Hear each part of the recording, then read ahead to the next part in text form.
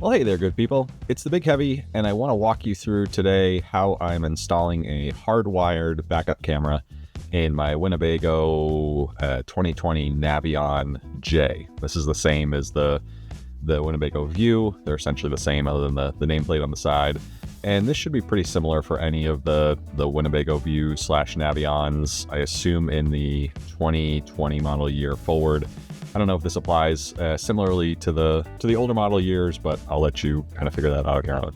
And I'm about halfway through the install, so part of the work is done, but I'll kind of walk you through what I did in terms of why I'm going with a hardwired camera. When I got this RV, the previous owner had put a wireless camera in that was like a license frame type deal, and it worked okay.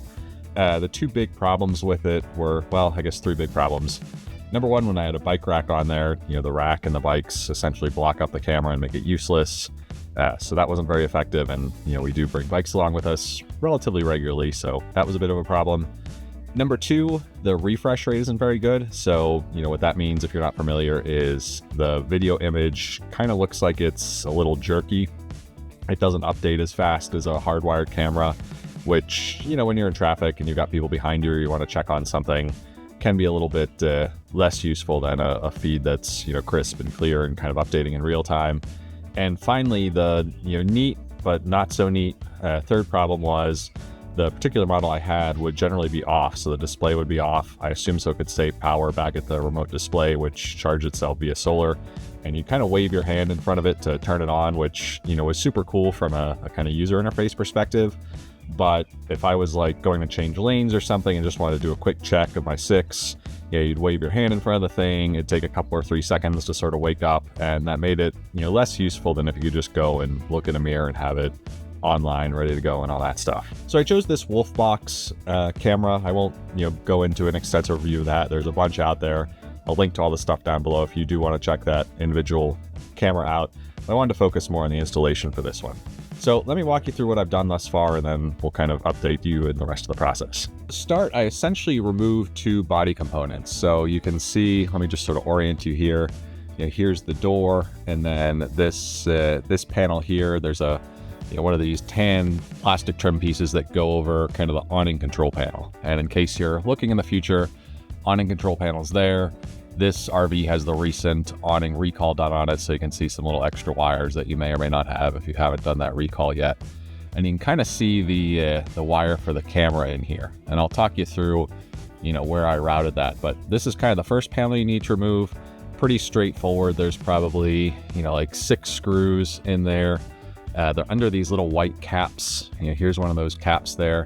And you can kind of see in there, hopefully, there's a little divot on the edge. And what I did was just get a pick. Let me show you what that looks like. So one of these little, mine happens to be Craftsman, but it's like a little dental pick almost.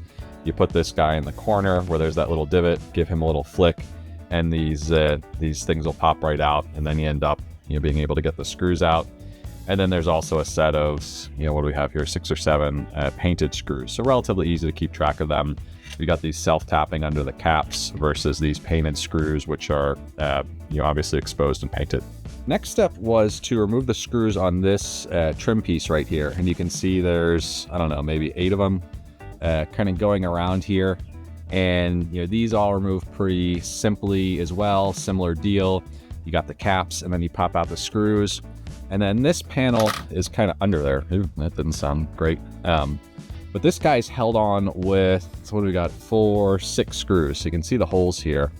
So these are kind of hidden behind this guy. So basically you unscrew this guy. You don't have to take them off or anything.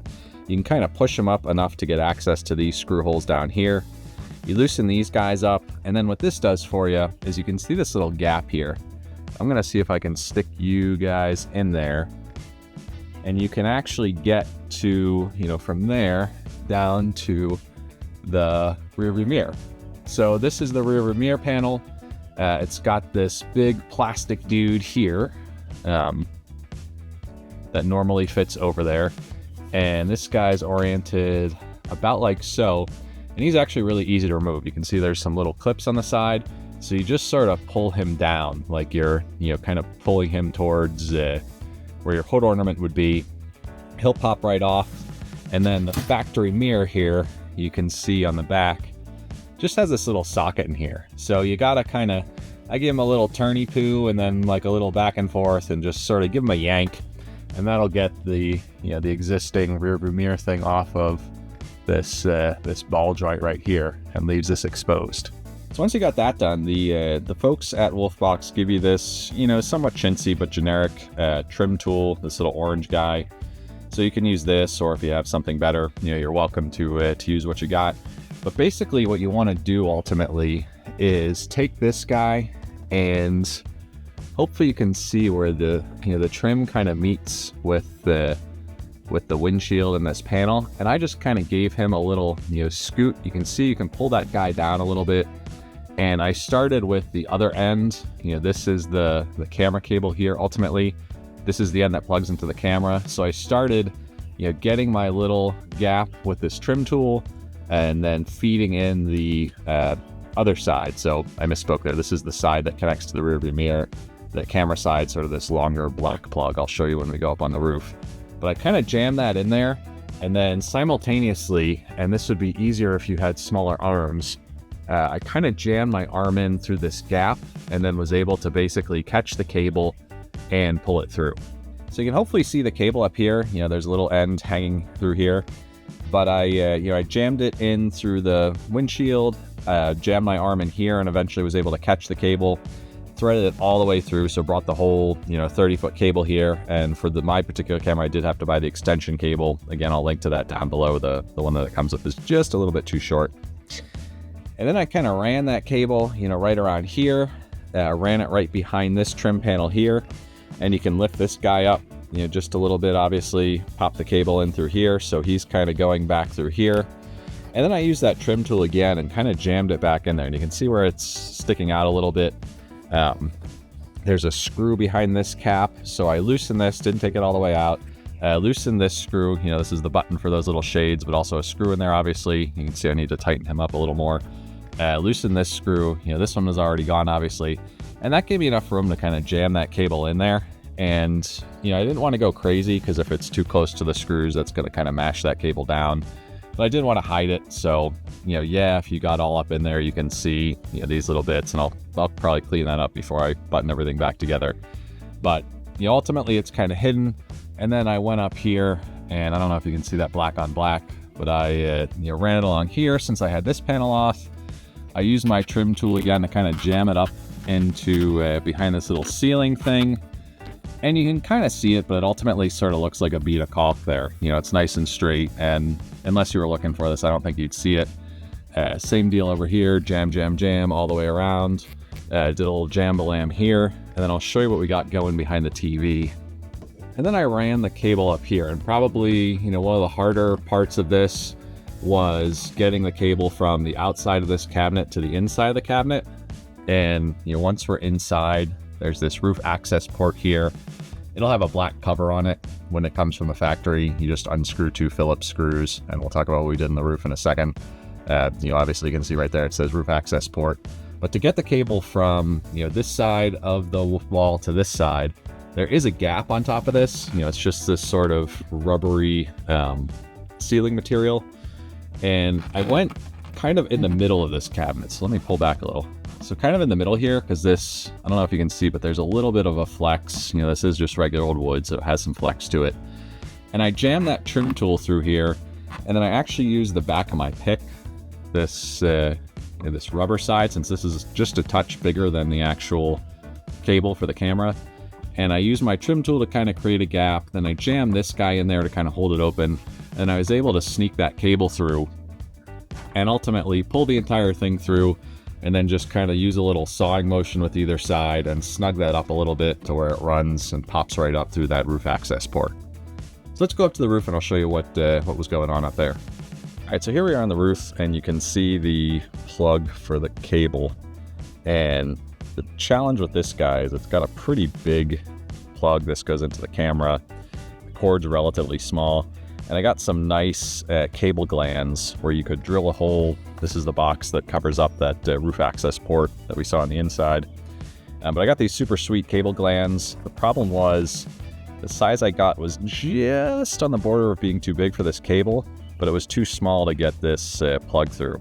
So my choice was either use the cable gland and have to cut this guy up and figure out how to reconnect him and have some exposed connectors up here, or do something that's a little janky. I chose the janky route, so I drilled like a 3/8 inch hole maybe in here. Maybe it was even less than that, just enough to get this cable through, and then used a piece of a Turnabond. You can see it's probably, this wouldn't be great if you're underwater and this was like the door of your submarine, but rain's gonna come down, it's gonna splash. I don't think it's gonna, if we're flooded up to here, we got bigger problems. So I think this will keep water out of that roof access port, and it's obviously a place I can check relatively easily. So this ultimately gets my camera wiring up here, and then I'm just gonna run it back ultimately to the back of the RV and set my camera up back there, and we'll talk about camera placement and all that stuff. All right, so I just put my camera up there. I would suggest before you get too crazy on closing everything up, give everything a test fire. So I've got this guy in. I'm kind of holding it obviously because I'm not hooked up to anything. Here you can see my ugly mug in the mirror here. And incidentally, one of the things that was interesting about this was it kind of lets you actually use it as a normal mirror when you turn off the video thing. So I thought that might be useful to see the kids in the back or whatnot. But in any event, let's turn on the ignition and make sure the camera works, make sure we've got the view we want, and then we'll start to button stuff up and hook up the power and the GPS, which I'll talk about in a second. So let's get her in here. So hopefully we got some power. That's always good when the thing turns on. And I think this makes a little bloop when it turns on, which you can turn off.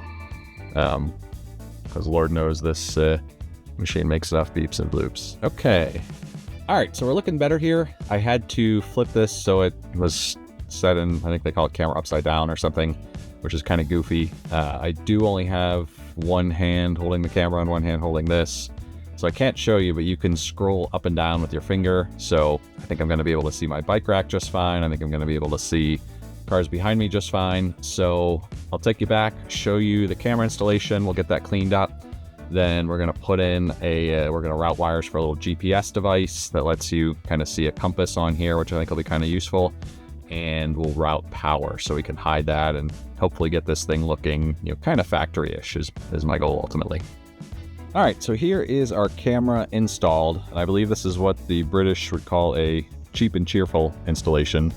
I used the tape equivalent for this, the actual camera, and they have screw options. You can kind of see two of the screw holes there, or you can use double-sided, it seems like knockoff VHB kind of tape. I decided to use the tape. I'm always hesitant to drill holes in anything that's going to be exposed to the outside, particularly an RV.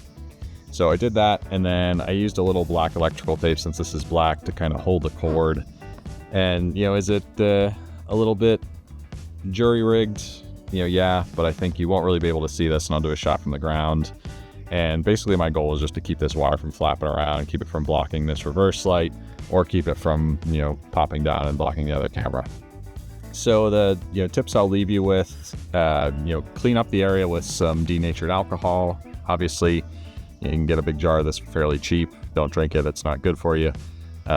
So you can see I kind of cleaned the area where I put my tape on. Obviously did a better job of cleaning this area where the camera went so the adhesive would stick nicely. I checked the aim of my camera. My goal is to be able to kind of at least sort of see where bikes would be. You can see down there, so I can make sure nothing's fallen off and everything's still stable, and then more importantly see traffic behind me. So let's see how this looks from the ground, and then I'm going to go up and I've got this kind of mess of wire here. I think I'm just going to stick this under the solar panels to keep it from flapping around, and I'll coil up and maybe zip tie the slack so this doesn't flap in the breeze and end up coming down here and flapping around all over the place. So let's see how it looks from the ground, and then I'll get things cleaned up, and then we're kind of done outside and it's on to tightening things up on the inside. And looks like we have a investigator who's come to check things out. So here we are in the back, and looking up, and I realize this is going to be a bit of a tough shot because of the sun in the back. You can't really see it. The black on black hides things nicely. Maybe you could have gone through that cap if you really wanted to hide the wire. Water resistance was more important to me than the thing looking beautiful. So that's why I went with what I did. And you also could put your camera on top up by those red lights. Then you have less wire showing. You know, it may look a little less janky. But what I want to do is get it under this little awning here to give some degree of rain and weather protection and, you know, hopefully keep that camera lens clean so I can actually use the camera and see back there. So I'm going to go neaten things up on the roof, and then we're going to finish up on the inside.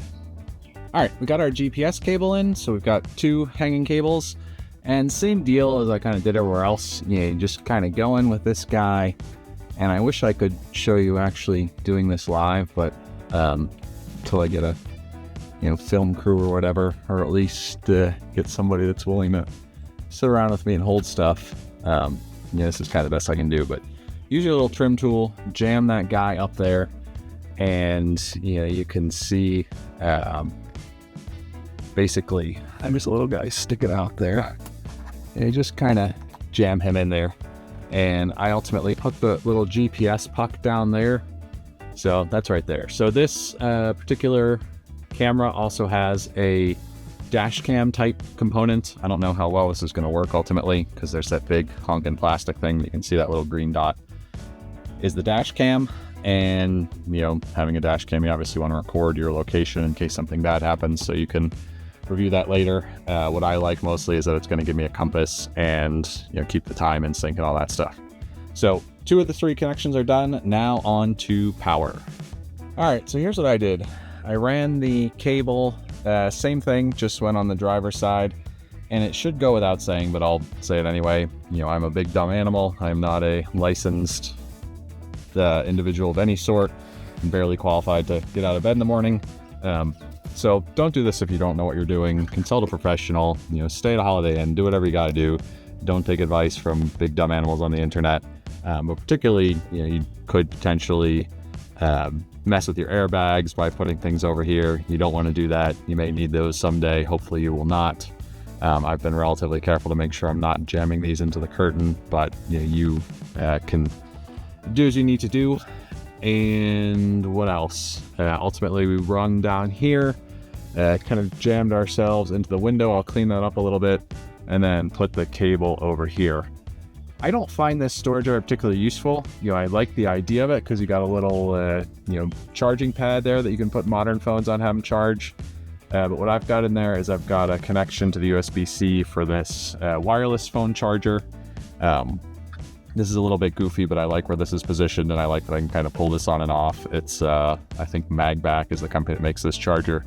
But I plugged him in over there. I've got this goofy thing so I can do wireless CarPlay in there. I'll put a link to that in the show notes if you're interested.